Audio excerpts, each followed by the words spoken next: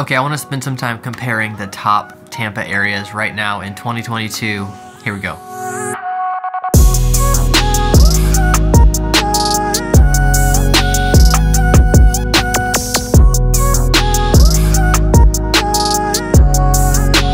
I'm Sam, and thanks for coming by the channel where we make videos about what it's like to live and move to the Tampa, Florida area. If that's something you want to follow along with, don't forget to subscribe down below.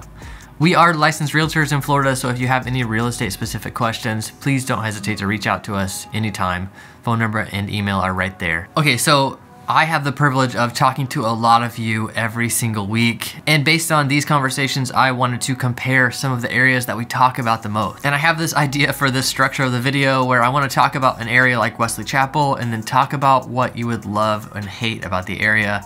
And just to kind of give this a little different perspective, instead of it just being like pros and cons or top 10 kind of thing, let's talk about it a little more emotionally. So we actually are going to start with Wesley Chapel, and let's talk about some of the things you'll love about the area. This town is a very typical suburb. In other big metro areas, I've seen suburbs like this where they have kind of the outlet malls and they have the other pretty shopping and they have every chain that you can imagine and they have the nice big master plan communities with the big pools and things like that. Wesley Chapel is that for sure. Another thing that you might love about the area is that it's outside of town a little bit. You know, during commute times, it feels a lot further. It's actually not that far from Tampa, but it still feels kind of like its own town. You could live in Wesley Chapel and rarely leave. Okay, now a couple other things you might hate about Wesley Chapel. Traffic. Traffic is rough. This area has grown fast and is continuing to grow, and traffic gets worse and worse. And you know, some of this infrastructure I think will catch up eventually, but right now traffic around the area during commute times especially is really, really intense. Especially if you're going down to Tampa or coming from Tampa back to Wesley Chapel. There's a few different ways that you could go, but from Wesley Chapel, it gets really congested. Another thing you might hate about Wesley Chapel is that you're in Florida, but you still feel like the beach is just out of reach. And that can be painful if you're coming down here to be at the beach a lot. And maybe right now you are 20 hours from the beach, so being 1 hour from the beach seems like really close, and that's not a big deal to you. But if you have this thing in your mind where you're just imagining, you know, watching the sunset at the beach a couple times a week, that's quite a bit harder from out there. Okay, next on the list, St. Petersburg. People ask about St. Petersburg all the time. It's a very interesting area. It draws a lot of attention, and there are good reasons why. Some of the things you'll love about the city is it's a fun city. People are really involved in the community, and there's a lot of things to go do, whether that's farmers markets or all kinds of events along the water, and it is a very lively, engaged community. Another thing you'll love about St. Petersburg is the food. In the Tampa, St. Petersburg area, St. Petersburg is known for having really good food. Along the water, kind of there by the pier, but also down Central Avenue, there are tons of good food options, like one after the next. So good. Another thing that you might love about St. Petersburg is that there is a lot of water. Of course, this scares some people, but there's a lot of views of the bay to one side of St. Petersburg, and then you have to actually go into a different town like St. Pete Beach to go to the beach. But all of that is really accessible since it is on this peninsula, the southern tip of this peninsula. There is water all around. But one thing to remember, most of the water you see from St. Petersburg is actually the Tampa Bay. Okay, some of the things you might hate about St. Petersburg.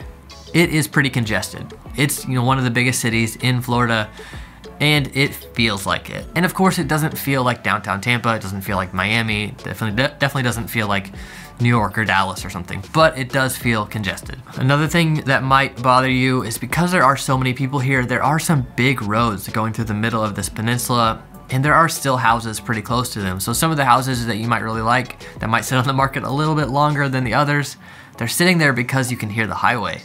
And I would not want to live that close to a highway where you can hear it in your backyard. That would kind of bug me. And I assume you wouldn't either. Another thing that you might hate or you might love, I could have put this on both sides of the list, is old houses. There are a lot of old houses. This area was established in the late 1800s, and they started building houses pretty quickly, obviously, but there's a lot of, you know, 1920s to 1950s houses. Some that have been redone and some that haven't. And the last thing on the hate list for St. Petersburg, some of these areas are really nice, but some are really falling apart. And that disparity creates a certain kind of feeling in a city that is not always comfortable.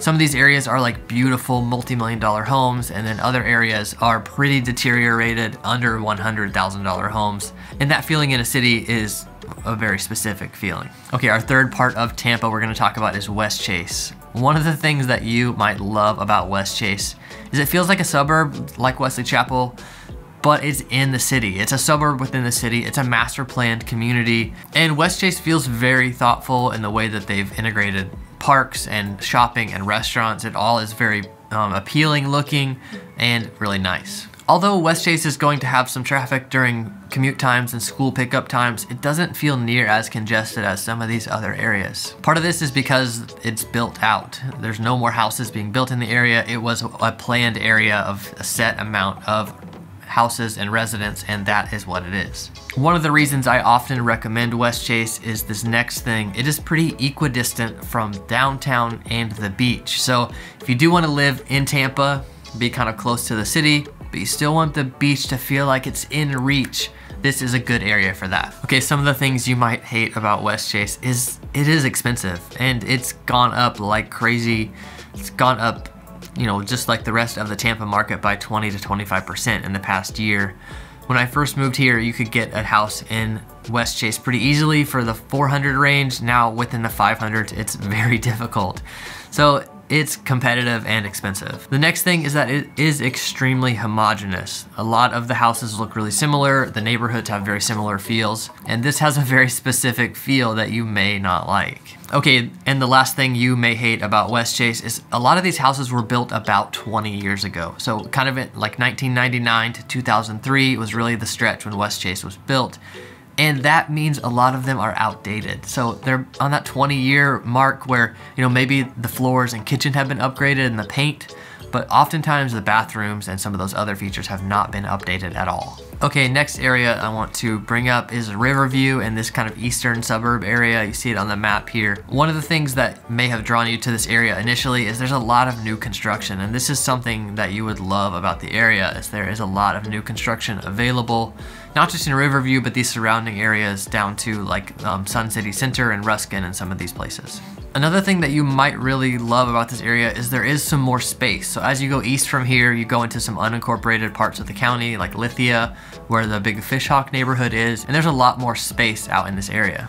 Some of the things that you won't like about this area, or I should say some of the things I don't like about this area, is some of these new neighborhoods feel a little bit like the Truman Show. It just feels like so homogeneous, so predictable, like no big trees. It feels like kind of disorienting to me. There's a few shots I've got with my drone where I feel like, is that real? That looks like an animated video. And so you see some of those here. You can see what some of these neighborhoods are like. And you know, when they're new, it's not surprising that they look like this, and they will look more mature over the years, but this is what they are now. Another thing that you might hate about Riverview, and I hear this complaint a lot, is that traffic over there is really bad. And I'm bringing up traffic a lot. Maybe traffic in Tampa is actually bad. You know, suburbs to Tampa and then Tampa to the suburbs. But Riverview has a pretty big population. There's 100,000 people in the town of Riverview, and there's really just I-75 north and south kind of getting up to Tampa. So it does get really backed up. And as the population down here continues to grow, it continues to get more backed up. As you go a little bit more east, you escape some of that and you can kind of go some other routes into Tampa. But if you're choosing to live in this area and you're having to commute during typical commute times, make sure you're checking the maps and checking GPSs to see like what that traffic's gonna be like. Okay, and last on the list for today, I wanna talk about this area in Pinellas County over here by the beaches. Starting up here north in Dunedin and then down to Clearwater and Largo. One of the top things you're gonna love about this area is that the beaches are really accessible. In this area, it's not like people live on the beach, really. You have to take like a bridge out to the beach, and you know, obviously some people live out there, but they're probably not watching these videos to learn about the area, and they're probably not reaching out to me, but that's okay. One of the things I love about these areas is that there are some slower, charming areas around here. In little downtowns and in little pockets, there are really charming areas.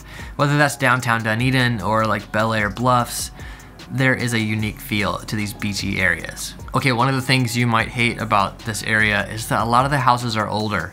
Not quite as old as St. Petersburg, but more like 40s to the 60s. And so a lot of them are these like low block houses, kind of, they call them like ramblers. They're not quite bungalows. They have a different feel. I actually live in one, and they feel very like mid-century. That often means they have like these old crank windows, they have lower ceilings, some of these things that if you're moving from specific areas, you would really not like. This area also has some of the disparity that we talked about with St. Petersburg, where the nice parts are really nice and the not nice parts are really not nice. But also in this area, some parts are so pretty, but then some parts are so run down. I don't know quite what to make of that, but just know you're gonna see that in these areas. Not so much in Dunedin, but in Clearwater and Largo, the industry in this area is increasing and increasing. Actually in Largo, Amazon just bought a big industrial park and just tore it down to rebuild a new fulfillment center for them, kind of like an end user fulfillment center. And there are a lot of people in this county. There's 1 million people on this peninsula. So a lot of industry does need to happen, and a lot of that gets focused in this area because these towns are pretty central to the county. I hope you found all of this informing and maybe a different perspective on these areas. If you do have any questions, please don't hesitate to comment down below or to reach out to us. Our phone number and email is right there on the screen and in the description down below. Thanks for coming by.